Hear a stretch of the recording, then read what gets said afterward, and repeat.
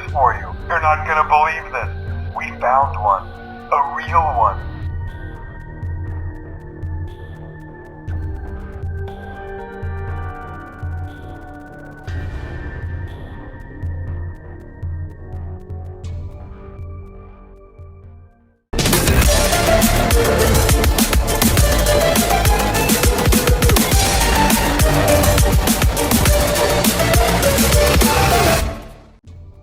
Hey guys, I promised this video, so here it is, and I'm really excited. To get this straight off my chest, this is the movie design, but I have made one, and I mean one, maybe two changes to it. First off, I changed his eyes to the game eyes, because I think it looks better. And second off, I added these things, because they're on most of my puppets, like, for example, Withered Chica. It just makes more sense to have like a joint there, so it's my own little flair. So yeah, I mean, that's really all I changed. So otherwise, he's completely accurate. Maybe a little, like, missing like some tiny little eeny holes, but otherwise he's completely accurate to the movie Springtrap design. So yeah, I'm excited to get into this because this guy took me forever, and yeah, that's what I have to say. Okay, to start, we're gonna go into how I made this, and then we're gonna go into detail. So basically what I did is, first off, I looked at the the behind the scenes photos, and I made sure that I marked out every hole on my base, on my tinfoil base. Then I cut out all those holes, and not all of them, but most of them, like the major holes, like all the ones that are visible. So yeah, most of those are cut out. Not all of them, because I mean, it would be a pain to cut out like this little hole here and all the tiny little holes, but all of them are mostly cut out. So what I then did is I completely wrapped him in fabric, and of course I cut out all holes, glued it all down, made it look good, and I got like a clean base. I don't know, I might have a photo, I don't think so, but if I do, it's on the screen right here. Anyway, what I then did is I took a Sharpie and marked out all the hole placements. So like all the little tiny holes that you see here, like all those black holes. And basically what I did is I put hot glue over it, and then put a little more Sharpie on it, and then smudged it with the hot glue and like a pipe cleaner to make it like have texture and like torn, ripped look. So yeah, that's how I got that look across. His nose is foam, and I just like took my scissors and like tore off pieces to make it look like broken and withered, you know, because Springtrap is withered for reasons, because he's got that guy in him. Oh, another thing, I added the corpse underneath because obviously Springtrap has that, and I'm not gonna put a black suit underneath because that would look bad. So I added what I thought a corpse would look like. What I basically did is I just made a skull, and then I put like a fleshy tone on it. It's gross, so I'm not going to show you any more of it. But I got all the details in there. I also added the wires. The ears were made the same way that I made like Spring Bonnie's ears and the Yellow Rabbit's ears. So not really much to say there. Go watch those showcases. Those are also very good showcases. The neck was a little more complicated. It kind of fell apart a couple times, so it kind of looks a little weird here. I had to reassemble it because literally his neck was like, his head was just like came off multiple times because of how detailed it had to be, and how I tried to make it more detailed. I went for accuracy over stability, and I kind of regret that. The teeth are foam. I think they're still a little white, but what I did is I took some pencil and like put it over it and made it look dirty, or try my best to. Tore some pieces off of it to make it look chipped and stuff. And yeah, the jaw is, I don't know if you can see it in the neck here, but this is like a new, like basically what I'm using as a replacement for pipe cleaners. It's really, really nice because it allows it so that, like, pipe cleaners are good, but they're like kind of brittle and they don't hold poses very well.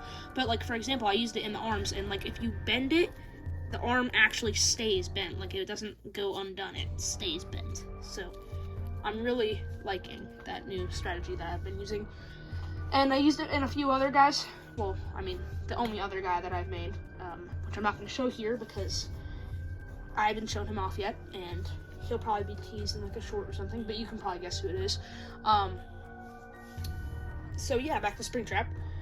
He is, his suit is hollow. There's a guy under there. Hold on, let me take my light. You can probably see like some detail in there, but like the spring lock's in there, and the corpse is in there, you know, all the details that are necessary. I made sure to get the movie spring lock design accurate, even though you're never going to see this.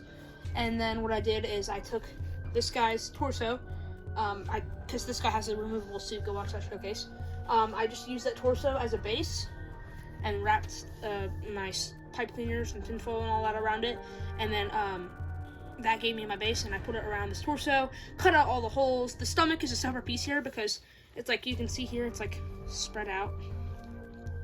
I couldn't really find a different shade of green that's super close but not like the same, so what I did is I just used this and put like brown around the edges to make it look lighter. I don't know if it worked or not, but you can tell me in the comments. So the shoulder pads are the same as I always do them, just pipe cleaner attached to the main chest, and then it's like triple layered here. Usually I do double layered, but I had to do triple layered because this fabric is quite thin. Because what I did is, instead of buying like those felt sheets, I bought a really big sheet of fabric that I could use, or felt, whatever you want to call it. And yeah, so it was a little thinner than usual, so I had to double layer it. The button is made of foam, of course, and the holes, once again, the Sharpie method, and then I put hot glue over it. And then the other holes, I just mark them out, like the ones that aren't actually cut out. I mark them out with Sharpie again, indent them to make it look like it's, like, give it the illusion of it being an actual hole. And then what I do is I then put the hot glue over it and make sure to smudge it and stuff. The arms are basically the same as how I always do the arms, so it's base underneath. It's not really detailed under there. I kind of just put like the redness under here or over here, so it's not really super detailed under there. The arms are the same as I always do. I didn't really cut any holes except for like at the edges to make it not look weird. So the hands are basically what I usually do. Unfortunately, I didn't realize this until like a couple days ago. This specific piece here is a completely different color from all of this here. It's kind of hard to see on camera, but if you look close enough, you can definitely see. Yeah. His hands are, once again, I used like the Daco video, the set vlog when he's wearing the hands for that. I took some creative liberties with it because I thought he had 2 segmented fingers and not 3 segmented fingers.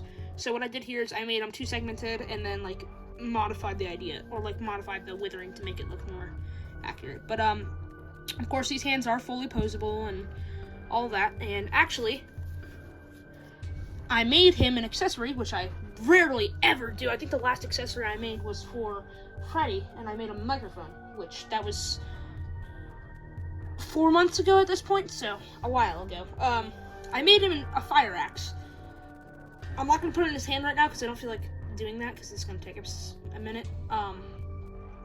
But this is literally just some pipe cleaners, and this is cardboard, and then like I made it, put felt over it, made it look dirty. So yeah, that's his fire axe because he has that in Dead by Daylight, so I thought I might as well make that for him. But you can see it's a little out of scale, but overall it looks fine. I'm not really going to have him holding it very often. He kind of is his own standoff character. He doesn't really need an accessory to look good. Okay, so now that we're done with that, I'm going to bring your attention down here. To start with the legs, the pelvis is, once again, there's a full skeleton under there, so you can kind of see like the red, but it does go into here, and I wrapped my pipe cleaners and tinfoil and all that around the waist, and you can kind of see it there. And then I sculpted it, put felt over it, cut out all the holes that were needed, and yeah, that's really what I did. I kind of just did the same process that I did for everything else, and added the withering, and you know. The legs were a different story. Very similar to the arms, but not exactly the same. Okay, his head's starting to fall off. Yeah, this is the thing. I need to figure out the stability. But, So his legs are double layered of that material that I showed you earlier, like the stuff that keeps the legs posable or the arms posable, because the legs are posable like that too, if you can see. It's really helpful for like if I'm trying to get a cool shot of him in a specific pose, and it's hard for me to do that when it's pipe cleaners, because pipe cleaners kind of wear out over time, but I don't think this will. So once again, there is a full detailed endoskeleton under here with like the gross stuff on it. I put some clothes under there because Matthew Lillard in the movie wears a jumpsuit when he's wearing the Yellow Rabbit costume, so I thought that it would still partially be there. It wouldn't completely be there, but it would still partially be there. So I put some torn fabric under there, and obviously made it look dirty. It looks a little weird here, but otherwise it looks fine. So that was that. Cut out all the necessary holes, like all the holes around the edges. Did the same method that I did for everything else. Same with this bottom one, but it was a lot more complicated because I had to make it, because of this is blocking the way, so I had to kind of do some guesswork where the holes were, and overall it was a little hard. The hardest part of the legs was definitely the feet. The feet took me the longest and were the hardest, because of how complicated the shape is. I don't think I did it perfectly, but I think I got the point across. They're a little big in the movie, so I made them accurate like that. I know this is the prototype design, but honestly, I think it looks fine, and I really like how it looks, so I'm just keeping it like this. I'll remake Springtrap when the FNAF 3 movie comes out. I don't know. So there's obviously the foot design and how it looks, and you know, all that stuff, good stuff. So yeah, this is just a pipe cleaner with the red wrapped around it, and then I, you know, did what I do. I put it on there. So yeah, that's how I made him. I know I went into depth with him because I really like how this guy looks, so I really wanted to go into depth with him. So now we're gonna get into size comparisons and how he looks with the other Spring Bonnies. Here he is next to Withered Chica, and her showcase will be coming next along with someone else. So yeah. And I know I didn't do any other comparisons, but here are the 3 Spring Bonnies all together, and we have the most clean, and he gets more dirty, and then he turns into this monstrosity. So honestly, I think it's been a good run so far. I might make Springtrap, but I don't know if I'll do that because there's not a movie designed for him, and I don't really want to make it because I don't like Springtrap. But I think these 3 look great together, and I'm probably gonna redo his eyes to make him more accurate to the movie, because I know that they're supposed to, you know, they're not accurate to the movie, and I'm gonna fix that soon. So they look good together, and honestly, I'm pretty happy with how they all came out. I think this one might need an update, but these 2 are perfect. Anyway, that's really all I have to say for comparisons. So now we're gonna move on to final thoughts. Final thoughts. Springtrap looks absolutely amazing, and I'm very proud of how he came out. He's got a fire axe, which is awesome, and he was an absolute pain in the butt to build. Let me tell you, I started this guy on New Year's Eve, and I probably finished him, let's think here, the day before my channel anniversary, so the 12th.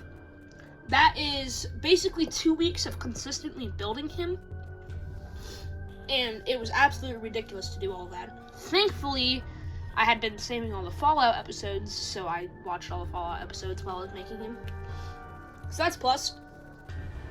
But he was a pain in the butt to build. And if I have any, which I don't think I do, but I'm gonna put up some photos of the build process and all that shenanigans up here right now. So yeah, I really hope you guys enjoyed today's videos. I was very surprised and blown away by the poll that I put up.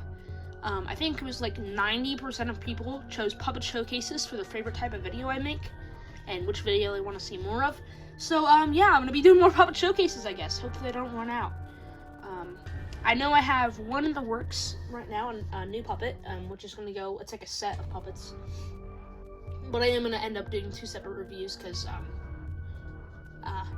they're not all done. Anyway, that's really all I have to say. I want to thank you all so much for watching. Next week's video might be a little bit delayed because I have a lot of stuff going on next week. It's like, you know, my birthday and all that. So yeah, I want to thank you all so much for watching. Have a great day or night depending on where you are. Keep being creative and keep collecting. Bye, guys.